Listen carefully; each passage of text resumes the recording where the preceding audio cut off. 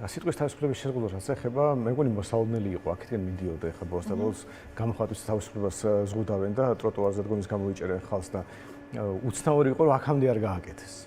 და მით უმეტეს ახლა დასავლეთში ეს სერიოზული პრობლემაა, იქაც ეს დიდი დისკუსიები მიდის ამ სიზულულის ენაზე და იქაც ზღუდავენ სიტყვის თავისუფლებას და იმედია ეს არ მოხდება, მაგრამ ხელჩასაჭირი გაუჩნდათ, რომ აი ნახეთ ევროპაშიც ვიღაცა ასე აკეთებს. იმას კი არ იტყვიან, რომ ევროპაში ვიღაცა ამას რო აკეთებს, უამრავი ადამიანი ამას ეწინააღმდეგება და იმედია ბოლოს და ბოლოს სიტყვის თავისუფლება გაიმარჯვებს. ან იმას კი არ იტყვიან, რომ რუბიო და ვანსი ამას აკრიტიკებდა ევროპას სიტყვის თავისუფლების შეზღუდვისთვის და ამის ვიზებს უქმნებდნენ და სანქციებს უწესებდნენ ინგლისელებს, იმიტომ რომ სიტყვის თავისუფლება იზღუდება. ამას ხო არ იტყვიან. აიღეს ყველაზე ცუდი რაც იყო ევროპაში და შემოიტანეს. და საბოლოო ჯამში, აი როგორც ის ხო მიიღეს კანონი, როცა მე მგონი დეპუტატებს რო ლანძღავდი, ხო, აი რაღაცა ჟურნალისტები რომ დააჯარიმეს. ხო, ანუ საბოლოო ჯამში აქეთკენ მიდის რა, იმიტომ რომ ეხლა თუ მართალი ხარ. ხო, ანუ ეს მარტო მათ ეხება, ანუ მე თუ გამლანძღავენ არ დაიშლიან. რა თქმა უნდა, ყოველთვის ხეს. ინანაძეს თუ გამლანძღავენ? კი, რა თქმა უნდა. აბა ეხლა არავის არ აქვს იმის მოლოდინი, რომ რაღაცო დიდო სამხარეზე გამოვა და ნაცებს განაწყავს მეორე ჯერზე, დიდო სამხარეზე დაიჭერენ. მე მგონი ამას არავიდან არ ელოდება. ხო, ანუ და ზოგადად სიზულულის ენა ხო უბრალოდ ქართული ენების მეორე სახელია, რომ და ამათ მას შექმნეს ეს. ბიზნესის ფორმულა შუა გაიკრიფოს არის ამის პირველ წყარო. რომ თუ ორი პოლუსია, აქეთ კოცები არიან და აქეთ ნაცები არიან. შიდა მტერი შევქმენით. ხო, გასაგებია სიზულული ბუნებრივად გაჩნდება. ამაში კოცებს აქვს მრავალწლიანი ინვესტიცია ჩადებული და გულწრფელები რო ყოფილიყვნენ საკუთარი თავის დაჭერით და შეზღუდვით უნდა დაეწყოთ, მაგრამ ნუ ეხლა რეალობაში თუ გვესმის, ეს უბრალოდ ხელისუფლების მორიგი, ასე ვთქვათ, დაცვა, სხვა კრიტიკისგან, მათ შორის შეიძლება მაგალითად ის რაც მოიყვანენ, ეხლა გასაგებია რომ ოპოზიციური აქტივისტის უამრავი რაღაც უძდელი ადამიანი შეიძლება იყოს, რომელიც იქცევა ისე რომ არ მოგეწონება. მაგრამ აი ეს ხო სწორად უზრდელობასთან გვაქვს საქმე აფრაშვაში. გარდა იმისა, რომ უზრდელობასთან და აფრაშვაში არის ზუსტად კანონთან აფრაშვაში არის და თვითონ ეს აგრესიაც ოპოზიციურმა გამოწვეულია კოცების მხრიდან. ეს ხო ბუნებრივად ასე ხო არ ცხოვრობდით, აი ვიცი 2011 წელს ხო ხალხი არ ლანძღავდა ბიზნესმენს რაღაც ქუჩაში იგივენერად როგორც შეიძლება ხა აქტივისტებმა გააკეთოს, ხო, მაგრამ როცა აქედან ეს სიზული მოდის, ბუნებრივია რომ იქიდანაც იგივეს გიპასუხებენ. ამიტომ ჩვეულებრივად გამოვიდნენ და ხალხმა რომელიც სიზული ფაქტორად ნორმა ასე ვთქვათ დაამყარა ჩვენ ქვეყანა პოლიტიკაში და დამფუძნებლები არიან ამ სიზულის ენის ჩვენ ქვეყანაში, თქვენ რომ თუნდაც ჩვენ ქვეყანას იცავენ სიზულის ენისგან და კი ბატონო. არაფერი კარგი ამისგან არ გამოვა. კი ბატონო. და გადავიდეთ სხვა თემებზეც. მინდა კითხო, რას ფიქრობ 26 მაისს დაანონსებულ აქციაზე, ალიანსის მხრიდან დაანონსებულ აქციაზე და ზოგადად როგორ უყურებ აი ამ 9 პარტიის განშემდგარი პოლიტიკური ალიანსის სტრატეგიას ივანიშვილის დამარცხების. ჩვენ ვნახეთ მათი შეხვედრები, მათ შორის საარჩევნო რეფორმასთან დაკავშირებით, როგორ შეხვდნენ ექსპერტებს, იყო მსჯელობა, ემზადებიან არჩევნებისთვის, რომელიც იქნება რაღაცა არაკალენდარული თუ არაკალენდარული თუ ასე შემდეგ და ვნახეთ საკითხები, რომელსაც ითხოვენ, ხო, ახ კიდევ ერთხელ მაყურებელს წაუკითხავ, სულ რამდენიმე წუთის წინ გახადეს უფრო მკაფიო ესე ვიტყოდი ეს საკითხი. ითხოვენ ყველა საარჩევნო საკანონმდებლო ცვლილების გაუქმებას, რომელიც ქართულმა ოცნებამ 2024 წლის 26 ოქტომბერს მიიღო, საარჩევნო ადმინისტრაციის დაკომპლექტების წესისწრულებას, ამომრჩეველთა სიის გახსნას და ამომრჩეველთა მონაწილეების გადამოწმების შესაძლებლობას, ემიგრანტებისთვის საარჩევნო ხმის უფლების დაბრუნებას, საარჩევნო საჩირობთან დაკავშირებით სამართლოში საარჩევნო კოლეგიების შექმნას, ელექტრონული ტექნოლოგიებით ჩატარებული არჩევნების სანდოობის გაზრდას, რაც გულისხმობს არჩევნებამდე და მის მიმდინარეობისას აპარატების შესწავლისა და შემოწმების აუცილებლობასო გვითხრეს. რა როგორ მოგწონს ეს ამბავი? მე ზოგადად ის კი არ ვიცი ალიანსისგან შედგება, აი ნაცები არიან ალიანსში თუ არა, ბოლომდე ვერ გავერკვევთ რომ. კი, არიან. არა, ხო, არიან ხოლმე. არიან, მაგრამ რაღაც პერიოდულად არიან ხოლმე, ანუ ხან არიან, ხან არ არიან და აი რაღაც ფასებზე მაგალითად ხანდე სხვა პოზიცია აქვს და ამ მეგონი არჩევნებზე მეგონი ეთანხმებიან. ხო და აქცია რა ეს არის არ ვიცი. ანუ პარტიული შეკრება გავიგე რაღაც პარტია, რამდენიმე პარტია ეძახის თავის ამორჩეულს, მოდი არა მარტო თავის ამომრჩევა. აბა ვისთვის ეძახის? იმიტომ რომ ეს სხვა ხო, ანუ იმიტომ რომ თუ მე მაგალითად ჩემ ამორჩეულს რო ვუთხრა, მოდი შევიკრიბოთ, ნახოთ რამდენი ვართო, ეს ლეგიტიმურია, რა ვიცი, ჩემ ამორჩეულს მინდა გადავთვალო პირობითად რა. რამდენი აქტიური მხარდამჭერი მყავს.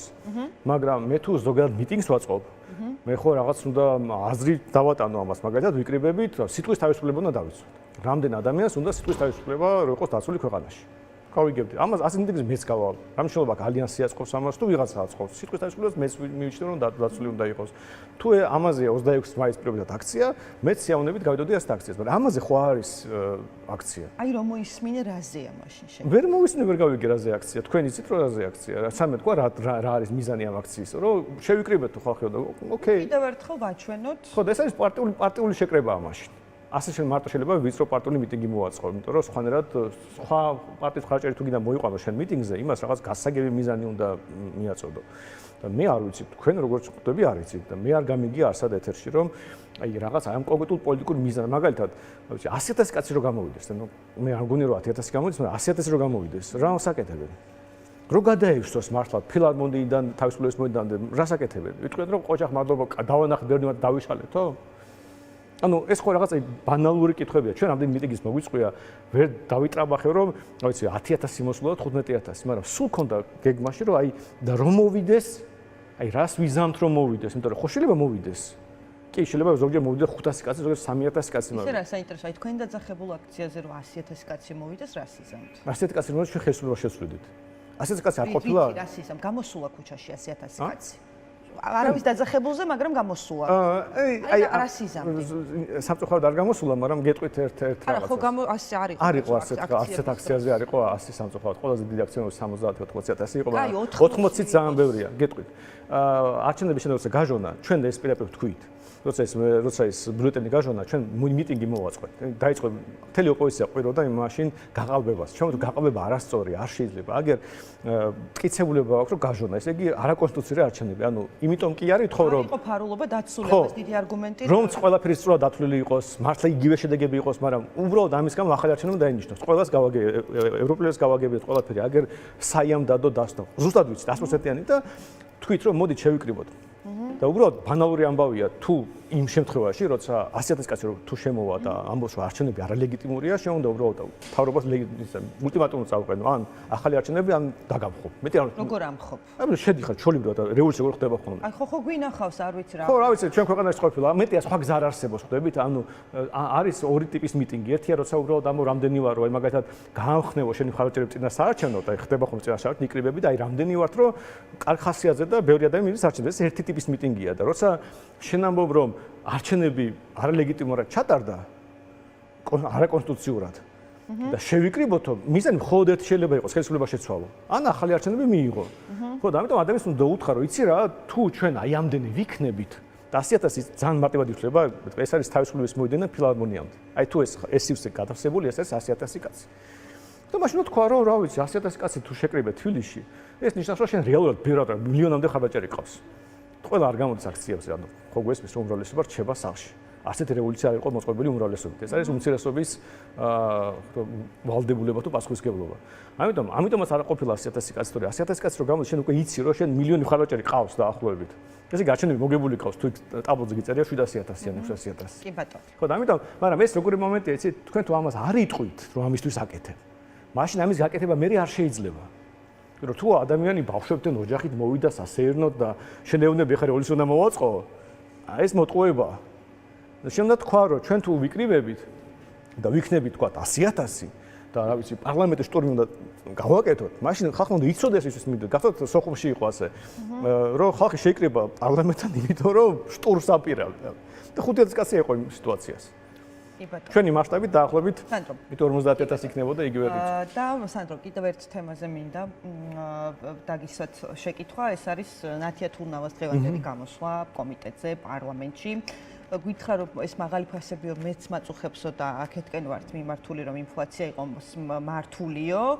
ინფლაციას მონეტარული პოლიტიკის გამკაცრებით ვებრძვითო და საერთოდ არ მესმის ფულის ბეჭდვაზე საუბარი რა არის, მე მგონი შენ გულისხმობ და იმიტომ რომ ყველაზე ხშირად შენგან ისმის ხოლმე რომ ბევრ ფულს ბეჭდავენ და ხალხო ამიტომ ხართო, ამიტომ გაქვთ მოკლედ სოციალური პრობლემებიო, რასაც ამბობ და ასევე ნუ ტრადიციულად ის რაც არის ქართული ოცნების მესიჯ ბოქსი რომ რაც ხდება ახლო აღმოსავლეთში, ამის ბრალია ეს მათ შორის ინფლაციის ამბავი. ხო, ნუ ნათია თურნავ რო არის ეს ამში ახალი არაფერი არის საბოლოო ჯამში, მაგრამ ერთ მაგალითს მოვყვები უბრალოდ რას აკეთებს ეროვნული ბანკი და მე საგულგონი რომ აფერისტები არიან და მძარცველები მალე დასჯადი გახდება ასე შეფასება, ამიტომ ვესტები ხშირად გავაკეთო ეს, სანამ ამას დასჯადი არ იქნება. ესე იგი წინა წელს 25 წლის ანგარიში ხო იყო. წინა წელს ეროვნულ ბანკმა იყიდა რეზერვები, დოლარი რეზერვებისთვის. ამისთვის რეზერვებს რო ყიდულობს ეროვნული ბანკი, სანაცვლოდ ბეჭდავს ლარს. ანუ რო წარმოიდგინოთ, ქაღალდს კი არ ბეჭდავს. აი თქვენ რო აპლიკაცია გაქვს, საბანკო აპლიკაცია, იმას აქვს უფლება უბრალოდ ამდენ ნოლის კიდე მიაწეროს. ასეთი აპლიკაცია რო გქონდეთ რა, რამსაც კიდე ჩაწერთ, კიდე მილიონს ჩაწერთ, კიდე მილიარდ ჩაწერთ. ასეთი უფლება აქვს ეროვნულ ბანკს, კანონით მინიჭებული. ამიტომ სანაცვლოდ 6 და 6 მილიარდი ლარი დაბეჭდა. ანუ 6 და 6 მილიარდი შექმნა. თვითონ თქვა რომ იმჭირდებაო, დოლარი უნდა ვიყიდო. ვიღაცას გონია რომ რეზერვები რო გაიცვეს, ეს კარგია, მაგრამ ისე რა მოხდა? ეს რო არ გაეკეთებინა ეროვნულ ბანკს, დოლარი იქნებოდა ბევრად უფრო იაფი. ანუ 2 და 4, 2 და 3, 2 და 2. ეს რას ნიშნავს, რომ რაც ჩვენ ყიდულობთ, ტანსაცმელი, iPhone-ი, მანქანა, ყველაფერი გაიაფდებოდა. ნიშნულად გაიაფდებოდა. მთელი უცხოეთ რაც შემოდის, ყველაფერი იქნებოდა ბევრად უფრო იაფი ჩვენთვის. მაგრამ ეს არ მოხდა, იმიტომ რომ ეროვნული ბანკი დოლარს ყიდულობდა. სანაცვლოდ 6 და 6 მილიარდი ლარი რო დაიბეჭდა. ეს ფულის მასა ხო გავიდა, ფასები გაიზარდა და ისაც ადგილობრივი პროდუქცია, ისიც გაძვირდა, იმიტომ რომ თვითონ ლარი გაუფასურდა. ხო და ამიტომ ასე საბუთაშ მთელი ქვეყანა დაიბეგრა. და ის რა ქვია, მიზეზი ამის აი იყო რომ საბოლოო ჯამში მაგალითად რო შეხედოთ იგივე კომერციული ბანკების მოგებას, ერთ-ერთი მთავარი წყაროა სავალუტო ოპერაციები. აი ეს ტიპის ოპერაციები, რომელიც საბოლოო ჯამში ბანკებს და ცალკეულ ექსპორტზე მომუშავე კომპანიებს მოგებას უზდის. ეს არის რაც ეროვნულ ბანკმა გააკეთა. და ყველა სასაცილო იცით რა არის? პარლამენტი უწესებს, არის რეგულატორი და მაკონტროლებელი ეროვნული ბანკის. და პარლამენტმა დაავალდებულა ეროვნული ბანკი ყოველ წელს ასე აკეთებს, რომ თავარი ინსტრუმენტიო რეფინანსირების სესხი უნდა იყოს. არ აქვს შეიძლება შენ მაყურებლა იცის თუ რა არის საუბარი, მაგრამ სიამოვნებაში თავარი ინსტრუმენტი იყო 6 მილიარდი რო დაბეჭდა, არის სავალუტო ოპერაციები. ეროვნულ ბანკმა თვითონ დაარღვია პარლამენტის დადგენილება. პარლამენტში ერთი ადამიანი არ მოიძებნა, ვინც იცის საერთოდ რა დაწერეს წინა წელს. და რომ უბრალოდ ეთქვა, რომ შენ თუ თქვი რომ რეფინანსირების სესხი უნდა გამოიყენო და თავარი ინსტრუმენტი, რეფინანსირების სესხით 1 მილიარდი დაბეჭდეს დაახლოებით და იქეთ 6. ხო და როცა ამბობ რომ 6 მილიარდი დაბეჭდა და ეს არ არის შენი თავარი ინსტრუმენტი. ანუ პარლამენტმა ისიც კი არის, რასაც თვითონ აკეთებს, მაგრამ აი წარმოგიდგენთ რომ რაც გააკეთა თურდავალ წინა წელს, ეს ვარ გაეკეთებინა ყველა მთელი ქვეყნისთვის. ცხოვრება იქნებოდა ბევრად უფრო იაფი. მაგრამ აი ეს არის პრობლემა და იმედია ოდესმე გავაგებინებ ხალხს და მიხვდება რომ ეროვნული ბანკი თავარი პრობლემაა ეკონომიკური ჩვენ ქვეყანაში. კი ბატონო, დიდი მადლობა. მადლობა სანდრო. სანდრო რაქვიაშვილი იყო ჩვენი ეთერის სტუმარი. ახლა გვაქვს ეთერში მცირე